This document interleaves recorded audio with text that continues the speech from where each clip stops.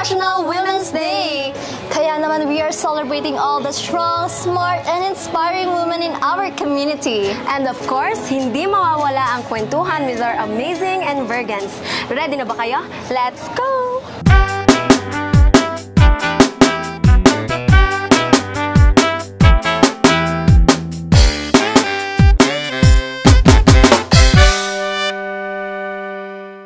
How do you define a strong woman po? For me, a strong woman is an empowered woman. Matatag ka lang at saka maging masipag ka lang. Pag kayang gawin ng babae, kayang gawin yung mga ginagawa ng lalaki. Katulad namin, di lang nagsisimula dito yung aming araw, sa bahay din. Someone who knows her strengths, her purpose in life. Yung mga babae yung mga nagbubuntis, that is very hard sa babae. Yung buhay nila is laging 50-50. Bago kami umalis bilang isang nanay, abera namin yung aming anak, tapos papasok kami dito. Pag uwi namin, ganun din. Kumbaga hindi natatapos kami sa trabaho lang. Gaya naman sa pagli-leader sa mga leadership. And of course, who makes a difference in any group or society. Pwede ka naman mag-Miss Virga.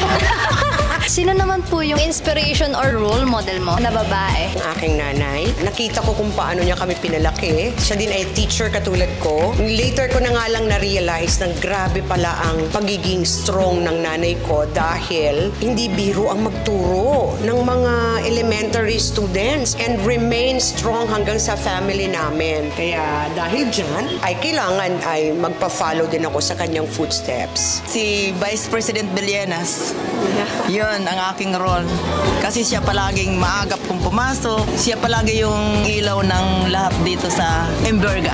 Si Madam Leni Robredo. Doon pa lang sa kaya niyang mamuno sa bansa, dinedefine ko na siya sa strong women. At saka yung pagiging single mother since maaga siyang nabiyuda. Yung pagiging mother niya na pagsasabay niya sa paglilingkod ng bayan, sa mga charity niya and organization. At ngayon na kahit hindi siya nakaupo, tumutulong pa rin siya sa bansa. Marami. Yung mga boss ko dito, si Dean, yung mga faculty ko. Kasi sila talaga, kumbaga, mababait lahat.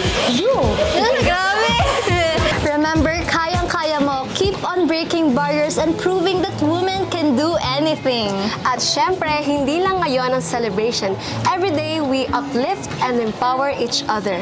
Happy International Women's Day in Virgas! Stay strong, stay proud, and keep shining! And this is Sa Ilang Real Series, where we capture glimpses of Virgan experiences